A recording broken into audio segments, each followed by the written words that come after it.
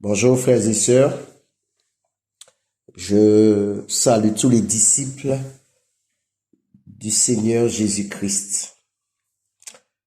Nous allons lire un passage où le Seigneur a parlé à Jérémie pour aller avertir son peuple, Israël.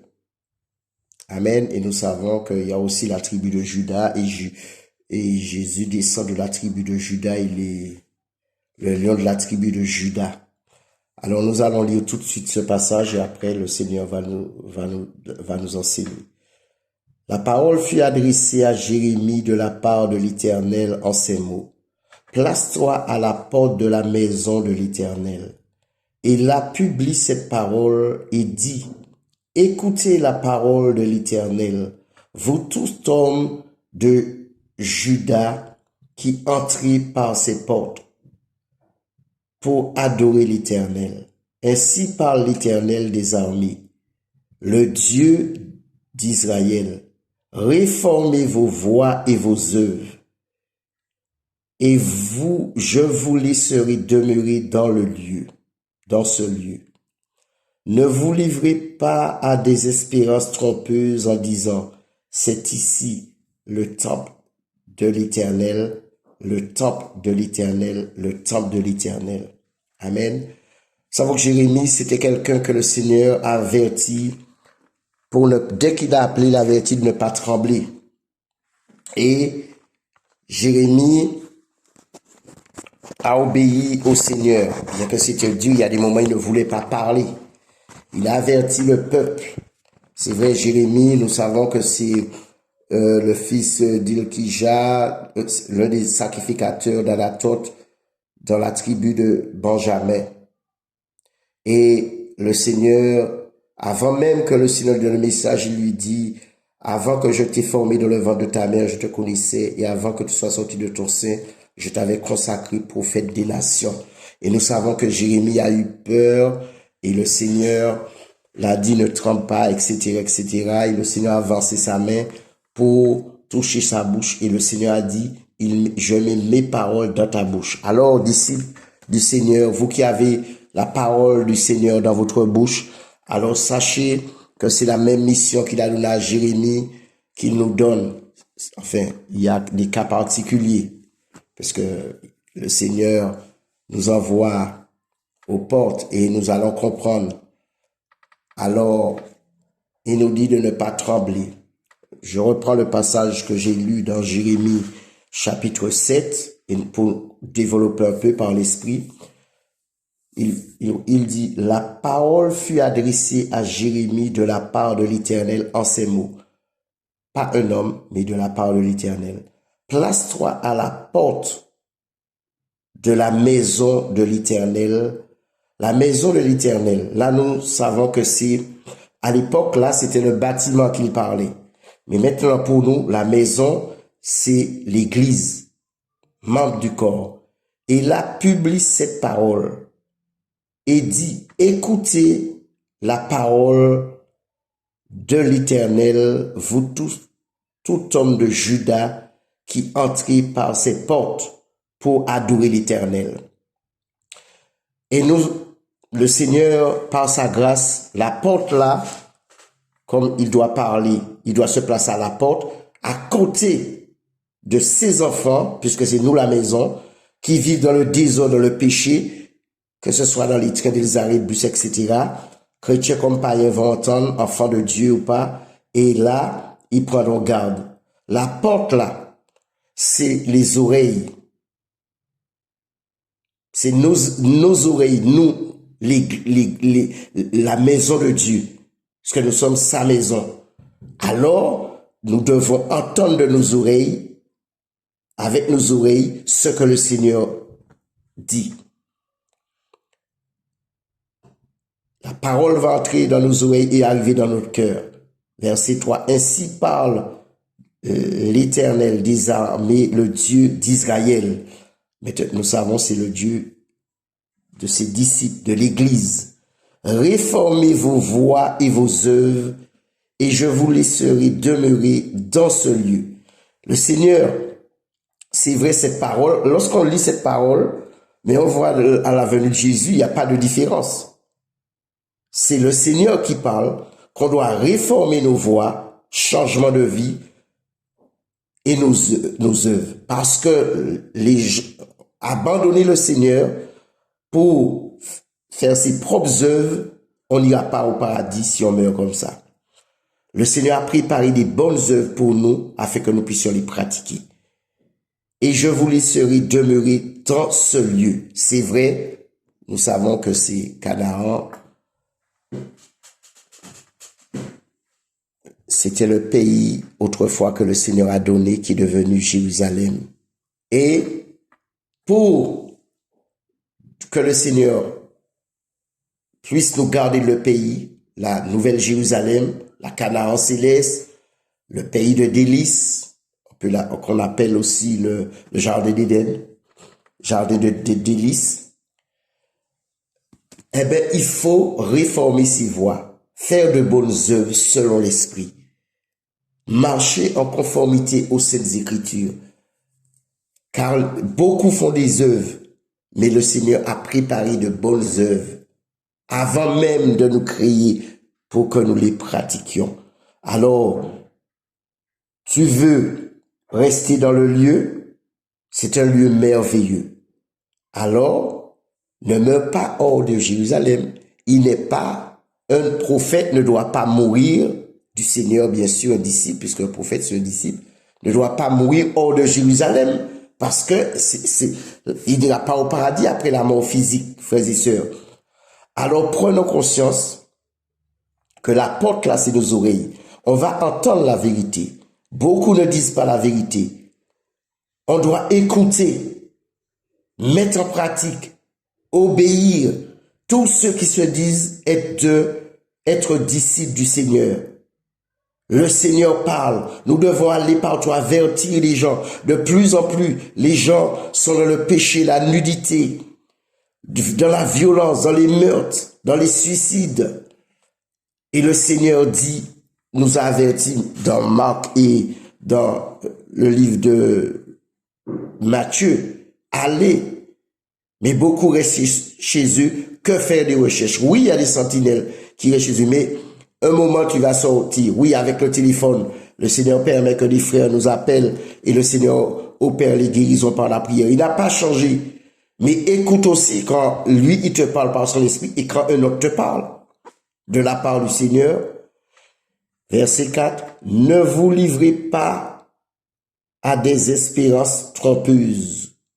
Des espérances trompeuses en disant, tu espères, tu dis que, oh, je continue. C'est ici le temple de l'Éternel, le temple de l'Éternel, le temple de l'Éternel. Les gens vont les bâtiments qu'ils appellent temple.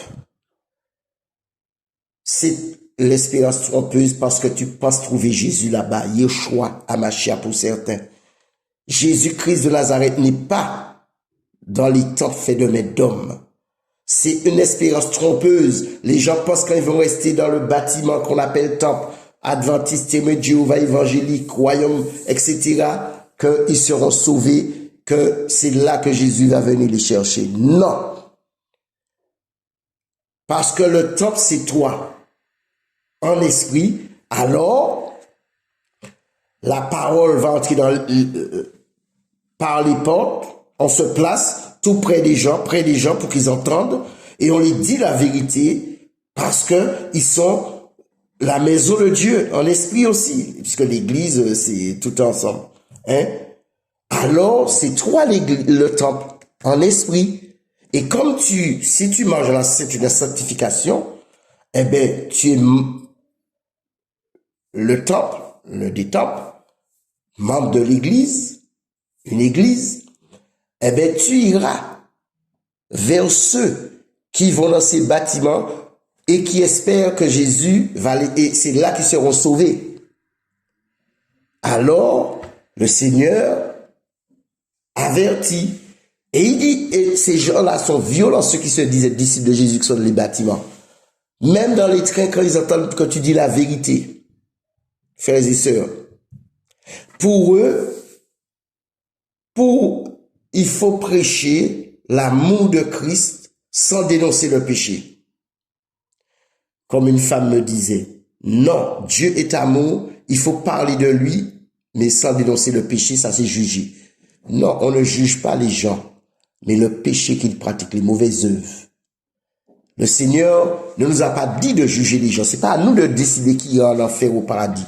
Mais on avertit que ceux qui meurent dans le péché iront en enfer après la mort physique, et ceux qui meurent dans la Nouvelle Jérusalem, eh ben, en Jésus, eh ben, c'est le paradis. Frères et sœurs, qu'ils écoutent ou ils n'écoutent pas, le Seigneur dit la vérité, frères et sœurs. Oui, le Seigneur a averti Israël. Je vais continuer à lire seulement ce passage et m'arrêter aussi sur notre verset. Je vais juste lire encore quelques versets parce que beaucoup pensent qu'ils sont libres et avec leur propre liberté, ils ont leur vie, ils iront au paradis. Non, on doit avertir le temple de Dieu en esprit, l'Église. On doit se mettre à la porte de leurs oreilles pour leur dire la vérité. Vous connaîtrez la vérité et la vérité vous rendra libre. Jérémie, c'était quelqu'un qui avait beaucoup de compassion, qui aimait son peuple. Et regardez, je continue au verset, juste je vais lire le verset 5. Si vous réformez vos voies et vos œuvres, il a parlé pour Israël, mais pour les chrétiens aussi. Si vous pratiquez la justice envers les uns les autres, le manque de pardon ne pas régler les choses parce que c'est l'orgueil. Si vous n'opprimez pas l'étranger, l'orphelin et la veuve, les étrangers, ce sont ceux qui sont hors du royaume. Si vous ne répandez pas en ce lieu le sang innocent, le mensonge, etc. Vous savez ce qu'il a dit à Israël? Et si vous n'allez pas après d'autres dieux pour votre malheur, alors je vous laisserai demeurer dans ce lieu, dans le pays que j'ai donné à vos pères d'éternité en éternité. Alors si on est dans le royaume de Dieu en esprit, on va demeurer tant qu'on se sanctifie. Mais voici, vous vous livrez à des espérances trompeuses. Tu espères quoi? Que ce que le pasteur qui ne craint pas Dieu, le dirigeant, il te dit dans le bâtiment que tu appelles temple, il te dit des mensonges et tu espères et tu ne vois rien. Qui ne servent à rien. Croire, dérober, tuer, commettre l'adultère, jurer faussement, offrir de l'encens à Baal, aller après d'autres dieux que vous ne connaissez pas. Ici, ce qui se passe. Il y a voler l'argent, tuer avec la langue, commettre l'adultère. Déjà abandonner Dieu, c'est l'adultère. Même si que tu n'es pas marié. Hein. Puis, verset 10, vous venez vous présenter devant moi dans cette maison sur laquelle mon nom est invoqué. Et vous dites, nous sommes délivrés. Oh, peuple du Seigneur, disciples de Jésus. Et c'est afin de commettre toutes ces abominations. Est-elle à vos yeux une caverne de voleurs? Cette maison sur laquelle mon nom est invoqué, je le vois moi-même, dit l'Éternel. Allez donc au lieu qui m'était consacré à Silo, où j'avais fait autrefois résider mon nom, et voyez comment je l'ai traité, à cause de la méchanceté de mon peuple d'Israël. Et nous savons que, dans toutes les façons, nous les enfants de Dieu, l'Église, ils se reconnaissent. Et maintenant, puisque vous avez commis toutes ces actions, dit l'Éternel, puisque je vous ai parlé dès le matin et que vous n'avez pas écouté, puisque beaucoup n'écoutent pas, hein? Et pour écouter, il faut mettre en pratique après. Puisque je vous ai appelé et que vous n'avez pas répondu. Waouh, le Seigneur appelle, on ne répond pas. Pourtant, Adam, il a répondu quand le Seigneur a parlé. Pourtant, il a péché. Je traiterai la maison sur laquelle mon nom est invoqué, sur laquelle vous faites reposer votre confiance et le lieu que j'ai donné à vous et à vos pères de la même manière que j'ai traité Silo. Et je vous rejetterai loin de ma face, comme j'ai rejeté tous vos pères, toute la postérité d'Éphraïm. Frères et sœurs, cette parole concerne aussi l'Église. Je ne vais pas dire tout. Parce que si nous sommes l'Église, n'oubliez pas que le Seigneur dit, il y a 2 ou 3 sont rassemblés en mon nom, je suis au milieu. Alors, est-ce que le nom du Seigneur est vraiment au milieu d'église de maison, même s'il y a plus de personnes, hein? C'est pas le nom du Seigneur. Et le Seigneur dit, le jugement commencera par sa maison. Frères et sœurs, c'est quelques versets que je voulais développer pour qu'on puisse comprendre que la porte, c'est nos oreilles et la parole dans nos cœurs. C'est nous, la maison de Dieu, en esprit. Et il s'adresse à son église, à son temple. Alors, arrêtons de nous attacher à des choses dont on met notre espérance et c'est trompeur. Le bâtiment, le ciel et la terre passeront, dit le Seigneur, et mes paroles ne passeront point. Jérémie, on l'a maltraité, tué avec la langue, on a cherché à le tuer avec la langue. Ils ont dit tuons Jérémie avec la langue. Jérémie, par rapport à la pression, les combats, l'adversité, il a dit, je ne ferai plus mention de ce nom. Oh, c'est vrai qu'un frère, une sœur peut dire ça, mais il a senti en lui comme un feu. S'il ne criait pas, qui allait crier? Le Seigneur, s'il va aller passer par quelqu'un d'autre. Mais c'est toi que le Seigneur a choisi. C'est toi qu'il a appelé. Va, comme il nous a dit, sentinelle, va de Yeshua, de Jésus.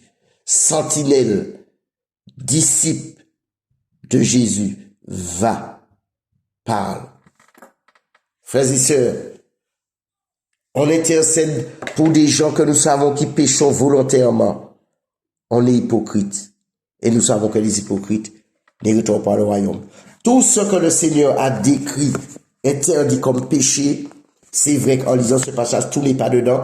Mais le fait de commettre l'adultère, c'est abandonner le Seigneur, eh bien, tu es débouché, tu es dans tout ça. Et les gens continuent d'intercéder. Les gens font du mal. Ils tuent avec la langue. Hein? Ils donnent des fausses espérances au peuple.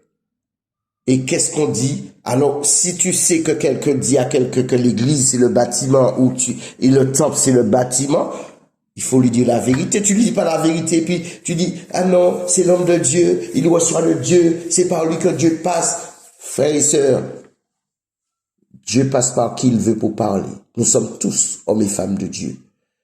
Hein? Dieu parle durement. Là, aujourd'hui, c'est pas pour Judas, ni pour le peuple d'Israël. C'est pour membres de son corps, sa maison, l'église, son temple, les hommes. Et Dieu, verset 16, c'est ce qu'il a dit à Jérémie, mais il va te le dire. Et toi, n'intercède pas en faveur de ce peuple. Maintenant, Dieu ne dit plus c'est son peuple, ce peuple. N'élève pour eux ni supplication, ni prière. Ne fais pas des instances auprès de moi, car je ne t'écouterai pas. Je m'arrête là, vous pouvez lire la suite. Hein? Dieu utilise, les gens voyaient la puissance de Dieu. Comme ils voient la puissance de Dieu à travers toi qui va évangéliser dans les trains, dans les métros, partout. Il t'envoie autre part, même pour habiter ou pour son œuvre. Bonne œuvre. Tu vas annoncer la bonne nouvelle. Et puis le Seigneur te dit de ne pas intercéder. Il est amour. Ce qui s'est passé là, Dieu agit encore. Et s'il t'a jamais dit, n'intercède pas pour quelqu'un, ce peuple, eh bien, continue à prier. Parce que ceux qui se disaient dirigeants, visionnaires soi-disant, mes frères et sœurs, cette parole c'est pour eux aussi. Qui tuent, qui insultent et qui refusent de rechercher la paix parce qu'ils sont tellement élevés, ils ne voient pas l'utilité de faire la paix. Ils demandent à Dieu simplement pardon. Waouh, c'est parce que Jésus nous a dit quand il est venu. Frères et sœurs, c'est cet encouragement-là que j'avais. Et je crois que le Seigneur a fait à chacun de nous du bien aujourd'hui. Que son nom soit glorifié. Bonne journée.